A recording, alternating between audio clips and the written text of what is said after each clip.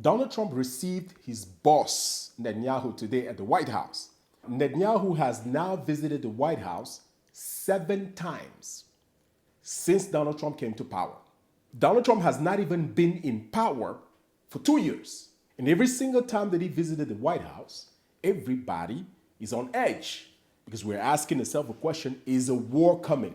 So now we clearly know who runs the United States. And since, politicians in the United States are like prostitutes, you can just buy them. As long as you have a lot of money, you can have as many as you want. So we shouldn't be surprised that Israeli billionaires owns the US government. And specifically with this administration of Donald Trump. The reason why Netanyahu is visiting White House is very clear. He wants war against Iran. Before the 12 days conflict, the most important thing was Iran's nuclear ambition. During that time, they underestimated Iran. Thank God, Iran gave them a lesson that they did not forget. Now, he's insisting that the ballistic missile program of Iran needs to be capped. Basically, he doesn't want Iran to be able to reach Israel with his missile program. How do you cap that? How do you even stop that from happening? And how do you monitor that Iran doesn't do that?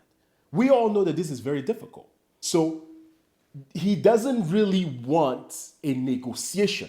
That's not important. What he wants is a destruction of Iran completely, the way that he has been destroying other countries. Ever since Donald Trump has been in power, Netanyahu has bombed at least 6 Arab countries.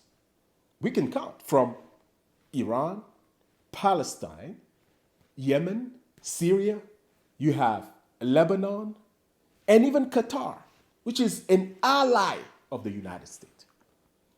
And so we ask ourselves the question, how did we get here? How is it that Israel is able to control the US government?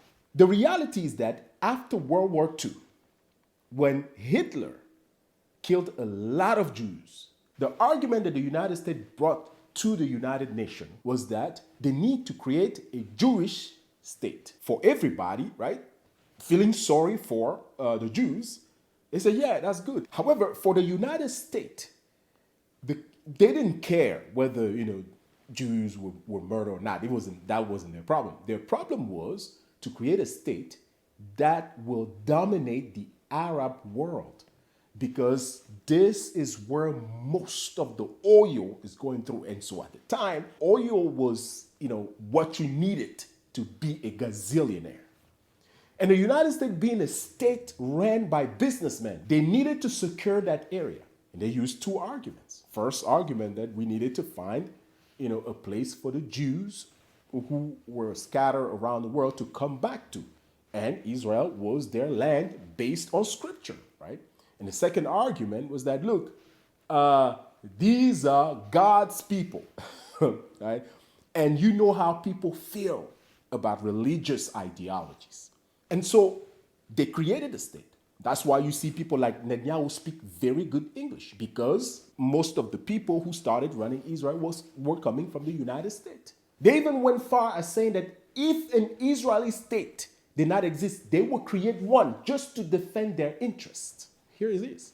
Were there not an Israel, the United States of America would have to invent an Israel to protect her interest in the region. For them to get all the support for Israel, they needed to also initiate a convincing argument within the Christian, so-called Christian communities of the United States. We need to protect Israel because Israel is blessed by God. Growing up in Sunday school, I was taught from the Bible, those who bless Israel will be blessed, and those who curse Israel will be cursed. And so you have, these pastors, gazillionaires who are being paid and puppets of the entire system to preach to people about Israel. Now keep in mind, when Christians go to Israel, right, they don't even allow them to preach over there. For the United States, Israel was a puppet of the US. But that puppet wanted to become independent. But the problem is that they don't have the weapons. They don't have most of what was needed to be for them to be defended. So they always have to rely on the United States. And so they will, get weapons from the US, get money from the US. Can you believe that in Israel you even have free health care, what you don't have in the United States? Paid for by the US. All of that is because they wanted control over the Middle East. And the way they control the Middle East is that they take the natural wealth, most importantly the oil and everything else, right? And they create a chaos in that area. Those who are ally or puppets of the United States, such a country like Qatar, Saudi Arabia, and all of that, the US can install military bases in those countries to control them. So they will make money as long as they share the money with the United States, right? And that's why Saudi Arabia buys a lot of weapons from the US, and are constantly investing money in the US. And those who did not cooperate, they needed to destroy them. Every single time there will be some type of stability, right? The US will, create some terrorist organization, ISIS and Al-Qaeda and all of that, to attack those countries. And that is always the strategy of the United States, is that they want to be the only successful country on earth. Every other countries will be their puppets, and they will control them by installing military bases in those countries. And the countries that cannot be their puppets, they will bomb those countries just so that they can constantly be, in a state of wars. That way they don't prosper.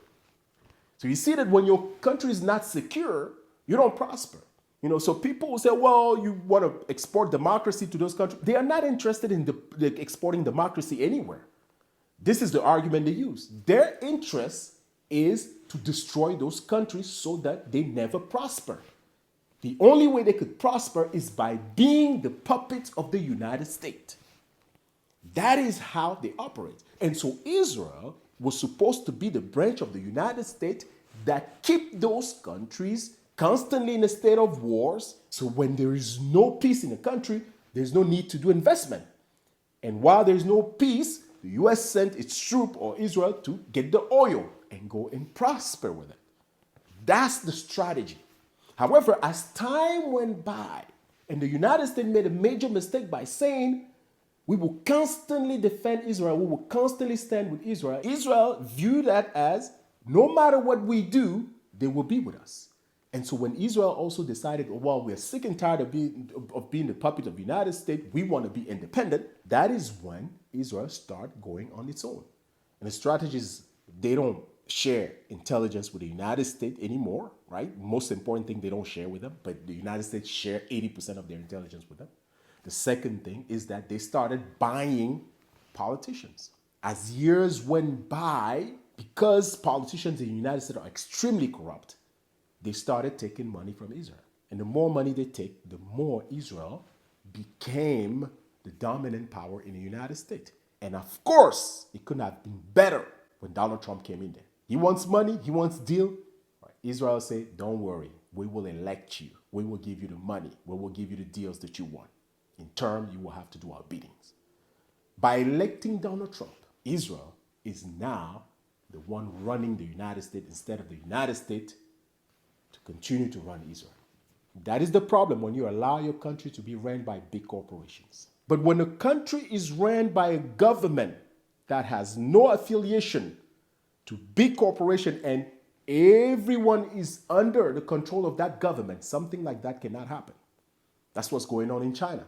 When people are becoming too rich and think they have power, the government in China deals with them. Same thing in Russia.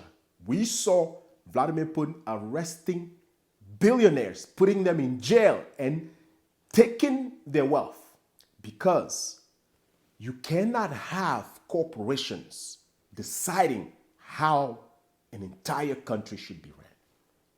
They are too greedy. They only think about themselves.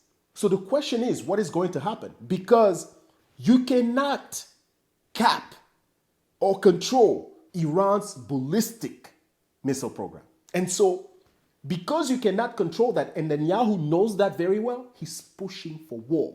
And Donald Trump is faced with a very difficult situation, because I'm pretty sure now he's regretting why he took all that money from Israel. Because if he doesn't go to war, then who knows? The truth about the Epstein file will probably come out. Maybe another scandal will come out, because Israel has control over the US now. And if he ended up going to war to satisfy Israel, Iran will hit hard and will sink those ships right there. And it will take a lot of American soldiers. So, what is Donald Trump to do? All of this thing talking about negotiations and try to get is all a facade. Nothing is going to come out of that because Iran has made it very clear they're not going to give in. The only people who can save us from a war now is Iran. If Netanyahu knows the danger of attacking Iran and decide, you know what, because it's extremely dangerous, I will not do it, then we're safe because Donald Trump cannot save anyone. So the 12 days conflict really helped us because we saw Netanyahu telling Donald Trump, no, don't bomb Iran because he knows. But at the same time, you also have to understand one thing with Netanyahu. He doesn't care because if he doesn't have a war, then he will end up probably going to jail. Who knows? I don't think they'll put him in jail, but he has corruption charges against him. So he constantly has to distract people with some type of wars. And this is where we stand in a very difficult time because if a war breaks out this time, it will be worse than World War II, specifically when it comes to economy. Because as we speak now, oil prices are starting to go up because it looks more like we are going to have a conflict.